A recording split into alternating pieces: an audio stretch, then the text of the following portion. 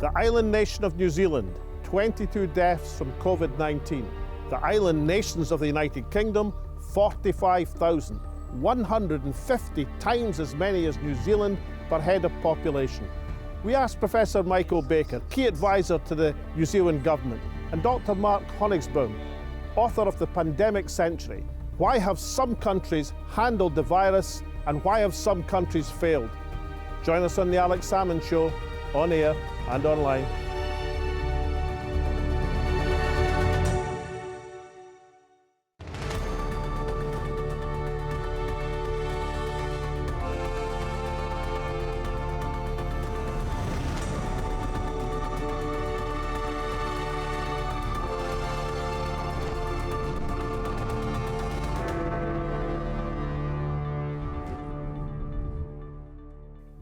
Welcome to the Alex Salmond Show from stricken Aberdeenshire in Scotland, where we ask the question, why have some countries conquered COVID-19 while so many others are still languishing in the grip of this deadly virus? For answers, we turn to Professor Michael Baker, key advisor to the New Zealand government, which has just about the best record in the world.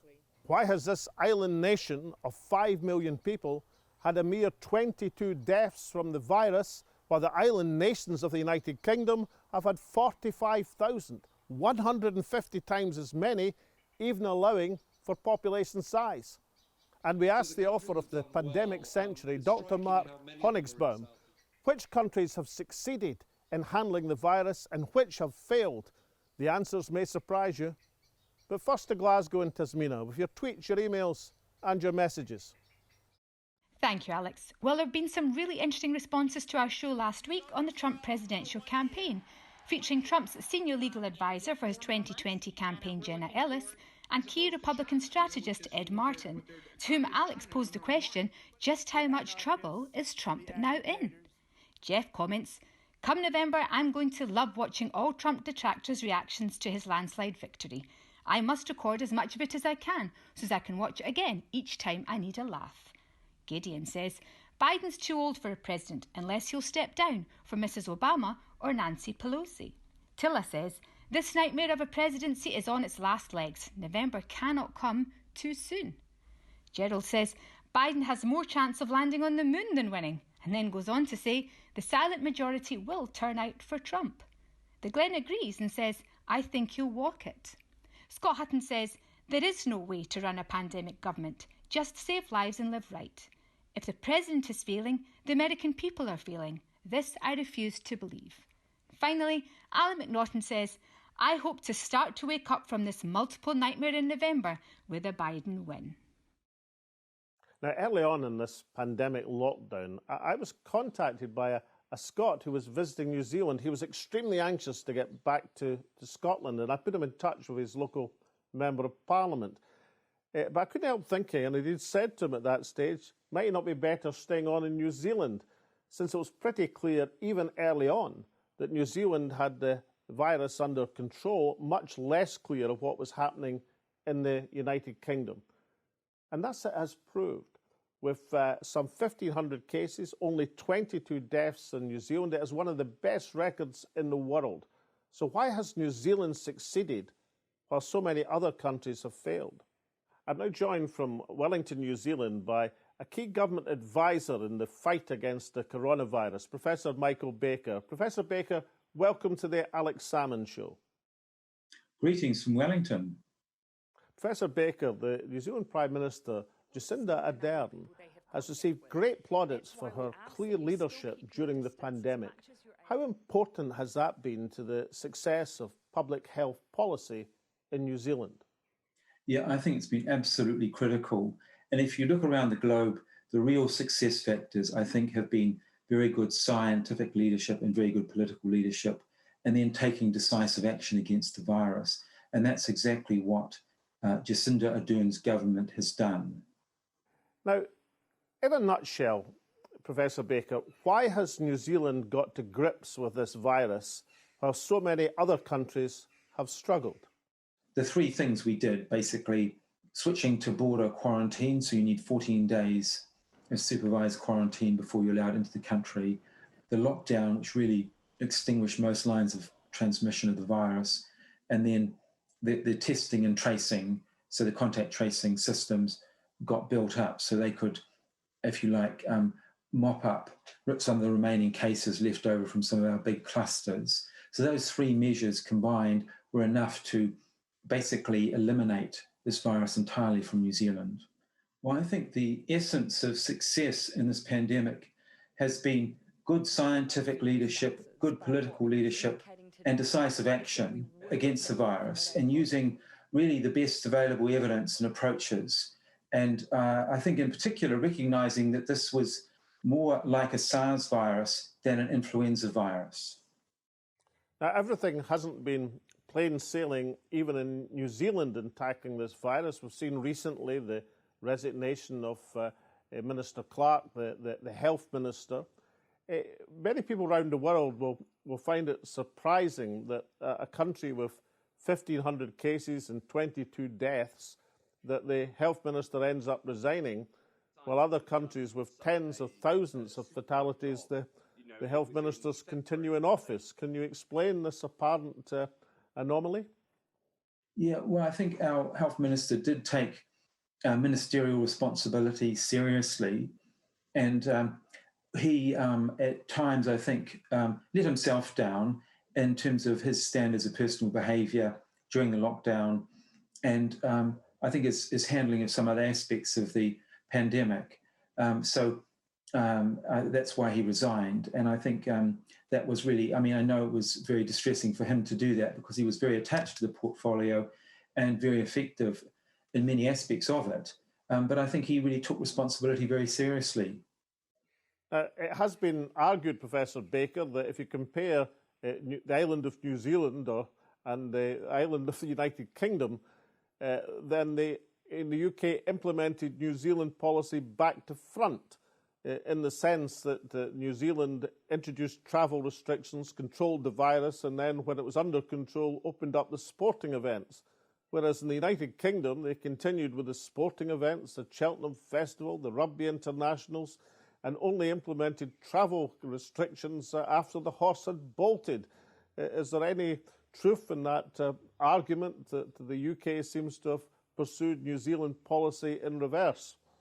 Yes, no, it does look like that. And one of the things that people like myself realised when we were looking at the pandemic was, rather than following the influenza model, where you gradually increase the intensity of your control measures as the pandemic worsens, to try and damp it down, you do exactly the opposite. You throw your strongest control measures at the pandemic right at the beginning to extinguish it. So you do things in the reverse order from the traditional influenza model.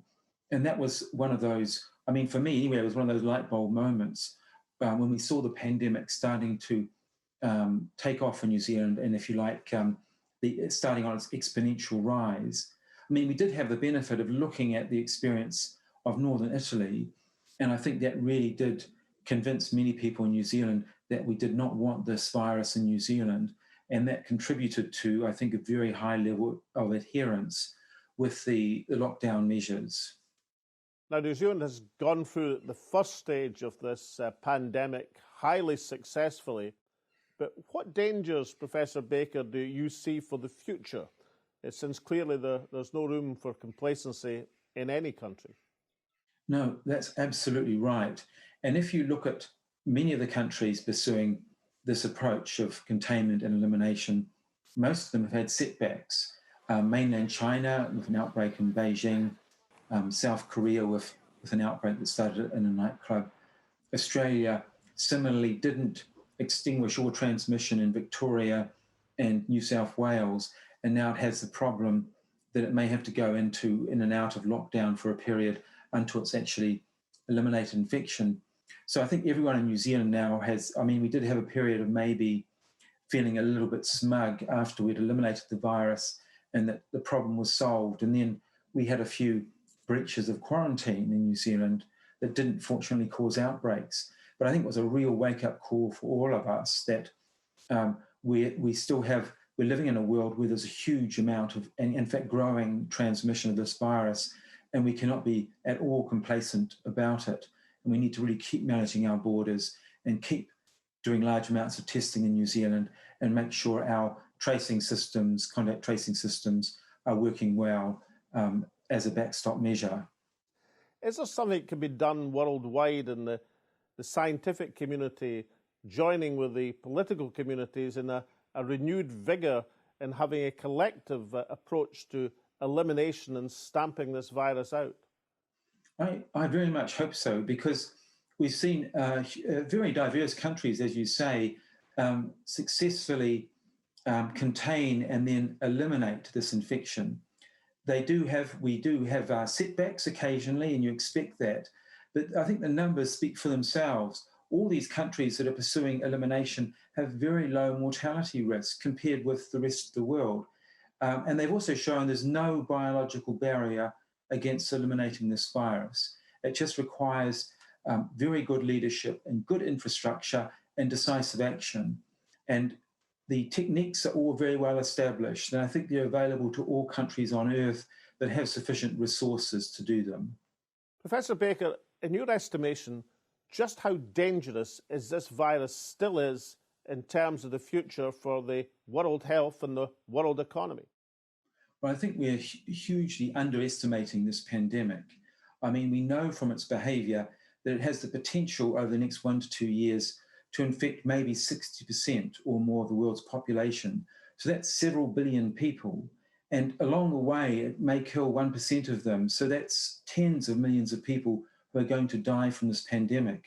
And in many countries, it's just getting started. So I think we have to look at all the available options, and in particular, doing our best to stamp it out where we can. So that's basically pursuing an elimination approach. And I'm really horrified in countries like the United States, where they're actually relaxing their control measures in some areas. And this is just like shaking a bottle of wine, if you like, a sparkling wine, and taking the top off it, because all of these chains of transmission will keep going, and you're just going to see an overwhelming epidemic in those settings that will overwhelm the health system. So I just find this very depressing, this scenario, and I hope that particularly our advanced economies will learn from how this virus is behaving and take really decisive action to protect their populations and also actually to support their economies. Now, finally, Professor Baker, obviously a virus pandemic has caused enormous human suffering worldwide. The economic effects are still being played out, and that's also going to cause great suffering. New Zealand won't be insulated from the world economic effects.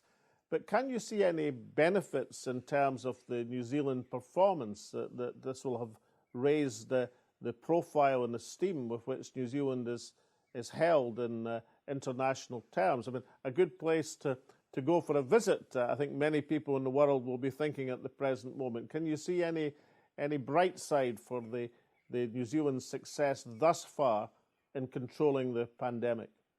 As an epidemiologist and a public health professor, the main thing I hope will be that this idea that you can beat the virus will become a global model, at least for the countries that have the resources to take that approach. And if you look at the countries that are succeeding, I mean, I see no reason why the United Kingdom doesn't pursue elimination immediately. I know that Scotland and Ireland are very close to eliminating this virus. And I think with a mandate from their leaders and support, it could be eliminated ultimately from all of the British Isles. I don't see there's any reason why you can't get rid of it. And the problem really is that if you don't, we don't know how long we'll be waiting for a vaccine or good antivirals. It may be months, it may be years. And the problem is that the immunity may be short-lived and it may not protect, say, the most vulnerable elderly people. So I do wonder why a country like the United Kingdom, which has still got a huge depth of scientific knowledge and expertise and a very good infrastructure. I mean, the NHS is a model we all are very envious of. Why you're not pursuing this elimination strategy, given all the potential advantages? Professor Baker from Wellington, New Zealand, thank you very much indeed for joining me on the Alex Salmond Show. Thank you. Join us after the break, where I'm joined by Dr. Mark Honigsbaum, the author of The Pandemic Century. He runs the rule over the countries which have succeeded in taming coronavirus and the many more who have not. Join us then. Welcome back. So we've now heard the detail behind the spectacular success in New Zealand. But why generally have some countries succeeded in tackling the COVID virus while some clearly have not? I turn to Dr. Mark Honigsbaum, the author of The Pandemic Century.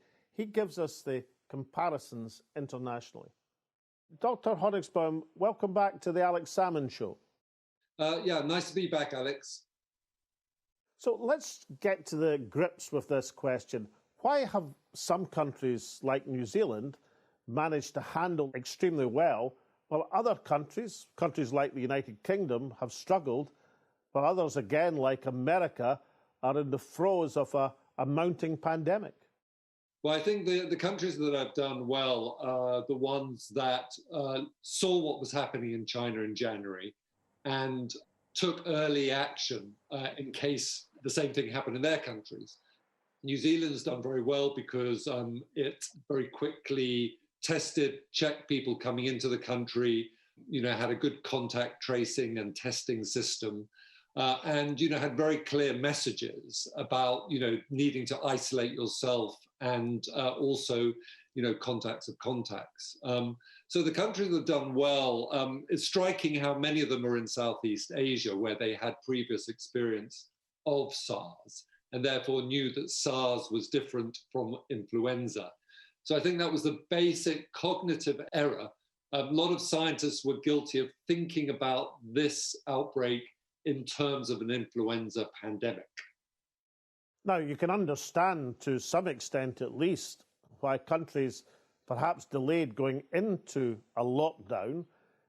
It's much more difficult to explain why some countries have been too fast coming out of a lockdown, given all that we've seen internationally and is known about the impact of this virus, and the fact that it's quite clear that if you stick your chin out at COVID-19, it's going to hit you very hard indeed.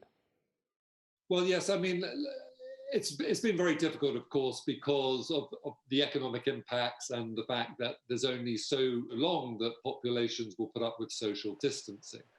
So I think that, a lot of pressure has built up as social distancing has gone on, 2 months, 3 months. But yeah, you're absolutely right. The fundamental problem is, and many experts were warning about this, that we, shouldn't be lifting these social distancing measures until we were confident that we had a really good track, trace, and isolate system in place, so that, for instance, we could have the confidence to reopen schools because we knew precisely where, down to a granular local level, where those transmission chains were going on. And that meant that if you know where the virus is, you can very quickly deploy contact tracers to persuade people to self-isolate and to stop the infection spreading more widely and getting into places where you don't want it to go. So schools would be one place you absolutely do not want this coronavirus to go.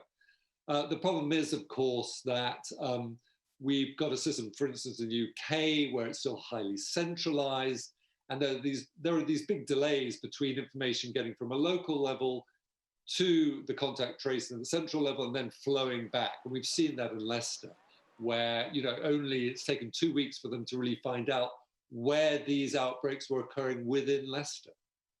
Now, we've seen examples of countries who've got to grips with the virus by extreme measures in some cases. Mainland China, Taiwan has been a tremendous success. Other countries such as Australia, such as New Zealand, seem to have got a pretty firm grip on the situation. Casting your eye first across Europe, which countries do you think have got this under control, and what must they do now to keep it under control?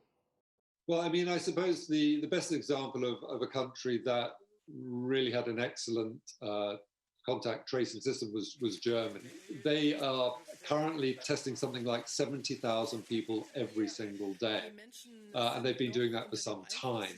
By contrast, the UK even in March, was only testing about 10,000. And we're currently around 40,000, so about half Germany's number. Greece also did quite well. I mean, Portugal also did quite well early on, although in all these countries now, we're seeing, resurgences of coronavirus in different pockets. So I think it's really important to recognize that some countries did an excellent job of testing and following where the virus was in their communities. But even those countries are now facing these challenges of what to do as they have outbreaks coming back, as people relax and maybe let down their guard slightly. So, there have been concerns in Lisbon just in the past few weeks in certain areas where there's dense social housing. And I think this is a pattern we're going to see. We're going to see outbreaks in places where people are packed together, in these high rises, or where, there are particular plants, factories such as meat processing plants in Germany, which have been particular centers for these outbreaks. Same thing happened in the United States. So we're going to have to really keep a wary eye and, very quickly mobilize people to suppress the infection wherever it pops up. Now, the World Health Organization spokesperson has compared the stamping out the virus to the equivalent of a campfire in a forest. If your system is effective, you can stamp out the embers. If it's not effective, it sets off a forest fire. In your estimation, which countries have got their test and trace system into a shape that allows them to stamp out the embers, and which countries still have work to do? Well, I think, the countries I mentioned in Europe, obviously, Germany's been very good. England, I'm not talking about the whole United Kingdom, because I think Scotland and Wales have done far better. But in England, we're still really suffering because two reasons, really. One is that we have still a very centralized system. So the countries that have done well, such as Germany, have succeeded because a lot of the lab work and the tracing is done at a regional or local level. And that means you don't have these long delays between, the test going off and then coming back, and then the information flowing back down to local levels so that local contact tracers and teams can be mobilized to bring those messages, make sure that there's actually shutdowns in the communities where you need it. Looking worldwide, Taiwan, which you mentioned, Japan has been quite successful. In Japan, it's interesting, it seems to be not so much because of their contact tracing, perhaps because they're much more used to social distancing anyway. There's less handshaking. It's a more formal culture where people don't hug and kiss and embrace as much. So they've been quite successful there. And also, countries like Thailand, South Korea, all countries where there was a certain mistrust early on of data coming out of China, but also they had this experience of SARS-1. So they knew you could suppress coronaviruses if you took rapid early action and had like a really vigorous contact tracing system in place. Well, Professor Michael Baker from New Zealand warns that it's urgent that those countries with experience in handling the virus find a way to input their knowledge into those countries which are still struggling, because the second wave of this virus could be deadlier than the first. But isn't that sort of thing is what the World Health Organization is designed to do? There must be a method, surely, of getting the argument across for containment and eradication? Well, I think that's right. But the problem is that what's missing is global leadership at the political level. A good example, historically, quite recently, is the Ebola outbreak. How did we suppress the Ebola outbreak? Because President Obama, in that case, stepped up, brought world leaders together. Ebola was debated on the floor of the United Nations. And as a result, there was a coordinated military and humanitarian response involving the United States, United Kingdom, and France, flying in aid and military expertise to West Africa. And finally, Mark, it's said that humankind, in terms of the warfare and waste of life is incapable of learning from history. Is it possible, even in this century of communications worldwide, that the same might apply to pestilence, that we are incapable of learning the lessons of history and applying them for the good of humanity? The big danger I really see is, yes, I still think that there is a large section of the population who don't listen to historians, but actually don't listen to any kind of experts. So my worry really is that there are still a lot of people who don't really believe in the coronavirus. They don't think COVID is real. They think it's a hoax and a ruse somehow to enslave human populations and deny them their liberties and freedom of movement. And my big worry is that for those entrenched people who just don't believe anything they're being told by science, will they even take a vaccine if it's made available? If they don't, then they will present a risk to everybody else who does, because as long as we don't achieve this herd immunity, either naturally or through vaccination, then there's always a chance that the virus will come back. Dr. Mark Honigsbaum, author of The Pandemic Century, thank you so much for joining me once again on the Alex Salmond Show. Thank you so much, Alex, for having me. Always a pleasure to talk to you. The epicenter of this pandemic has moved progressively from Asia to Europe, now to the Americas. The fear is that Africa is yet to come. In each continent, some countries have handled it well, some badly, and some very badly. These differences do not depend on size nor the system of government. New Zealand is a small liberal democracy and has one of the lowest death rates in the world. The United Kingdom is a large liberal democracy and has one of the highest. Within the United Kingdom, England has performed significantly worse than the other home nations. The characteristic which distinguishes success from failure is the effectiveness of public health policy bearing down upon the disease. Countries which have an established test and trace system have done well. Those who haven't have struggled badly. One thing is certain: if you stick your chin out with this virus, it will hit you hard and then hit you again. Perhaps more countries should have looked south to New Zealand for an example of public health policy in operation.